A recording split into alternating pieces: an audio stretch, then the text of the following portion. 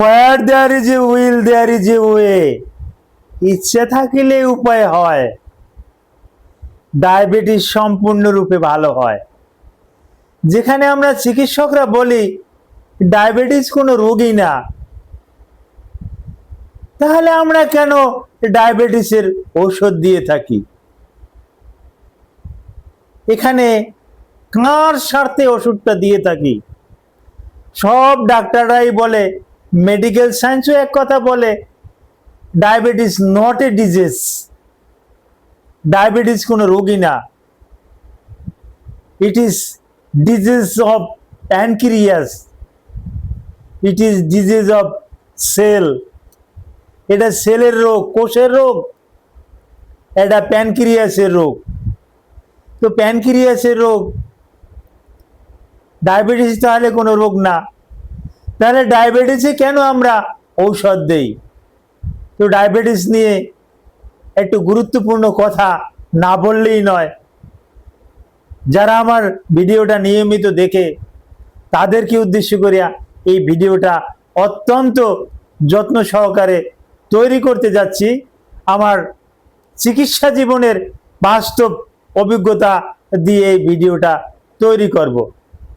আশা করি সবাই ভিডিওটা দেখবেন। আসসালামু আলাইকুম রহমতুল্লাহি ওয়া বারাকাতুহু। আমি ডাক্তার মীর শহীদুল ইসলাম। আমার চেম্বার শুভেচ্ছা 255, ঐতিহ্যবাহী শেখঘাট, সিলেট। যে কোনো একটা সার্চ ইঞ্জিনে ডাক্তার মীর শহীদুল ইসলাম কথাটা লিখে সার্চ দিলে আপনি আমার সম্পর্কে বিস্তারিত তথ্য পেয়ে যাবেন।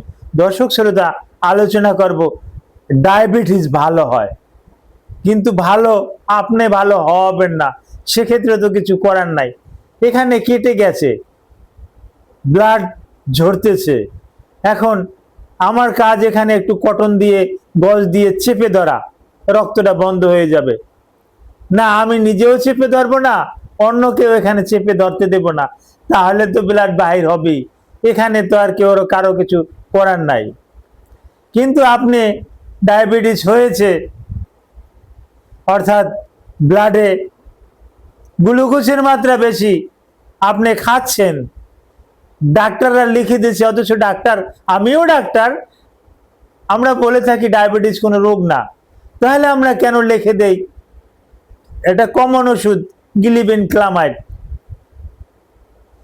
এই গ্লিবেন ক্লামাইড কেন লিখে দেই? এটা ফাস্টিং এ কেন লিখে দেই? মর্নিং এ কেন লিখে দেই? বিফোর মিল্ক এটা লিখে দেই। অনুরূপ গ্লিকেলাজাইড এটা কেন আমরা রোগীদেরকে লিখে দেই?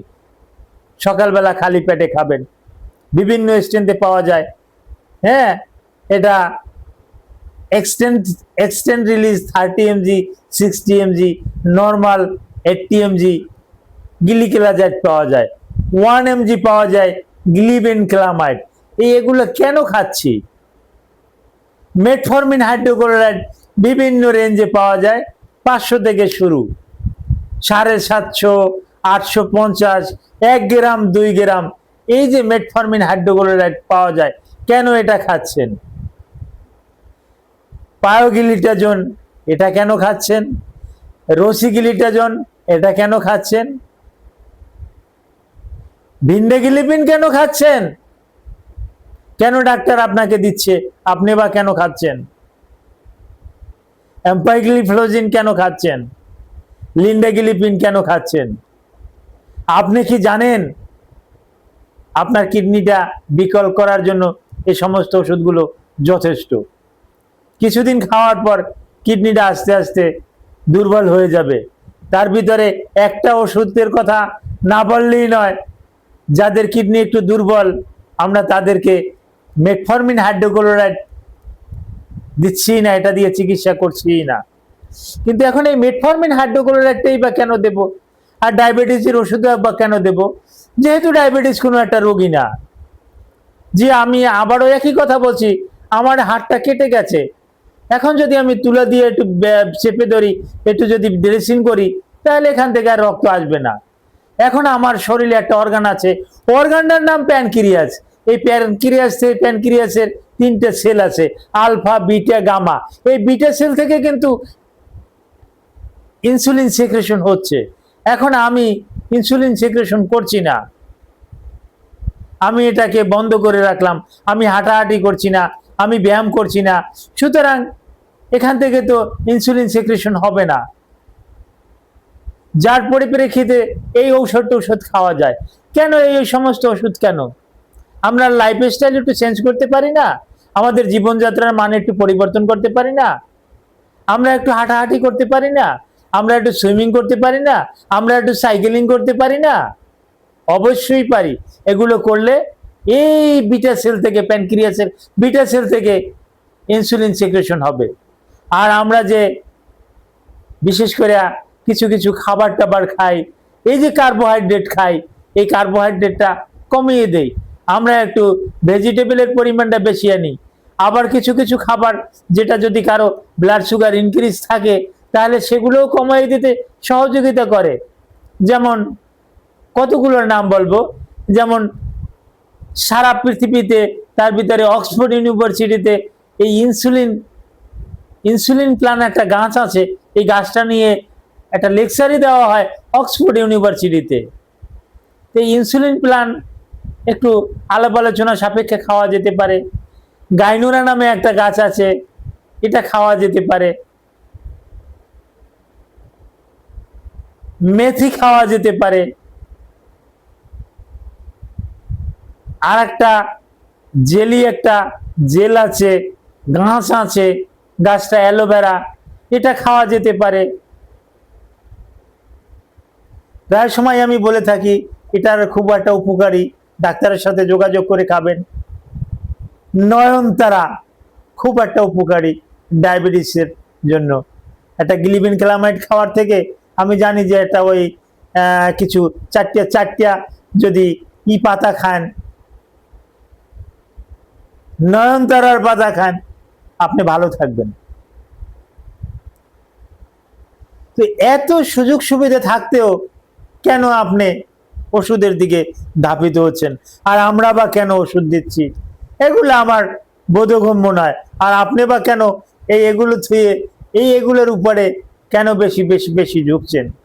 আমরা তো চাই প্রাকৃতিক খাবার খেয়ে আমরা স্বাভাবিক থাকতে। কেন আমরা কেমিক্যালে যাব? কেন ম্যাটফর্মিংয়ে যাব? কেন গ্লিকেলাজাইটে যাব? কেন ভিল্ডাগ্লিপিনে যাব? কেন রসিগ্লিটানের জন্য যাব? কেন পায়োগ্লিটার জন্য যাব? এগুলো আস্তে আস্তে করে বাদ দেই, প্রাকৃতিক ওষুধগুলো খাই। আর যখন দরকার তখন আমরা টাইপ 1 ডায়াবেটিসের ক্ষেত্রে ইনসুলিনটাই নিয়ে নেই। এভাবে যদি একটু আমরা সচেতন হই, আমরা চিকিৎসকরাও যদি একটু সচেতন হই এবং রোগীরাও যদি একটু সচেতন হই, তাহলে বাংলাদেশে এখন বর্তমানে 3 কোটি ডায়াবেটিসের রোগী। এটা বড় একটা ভাবনা চিন্তার বিষয়। একটু চিন্তা ভাবনা করলে এই ডায়াবেটিস থেকে আমরা পুরোপুরি আমরা নিজেদেরকে কিন্তু নিয়ন্ত্রণ করতে পারি।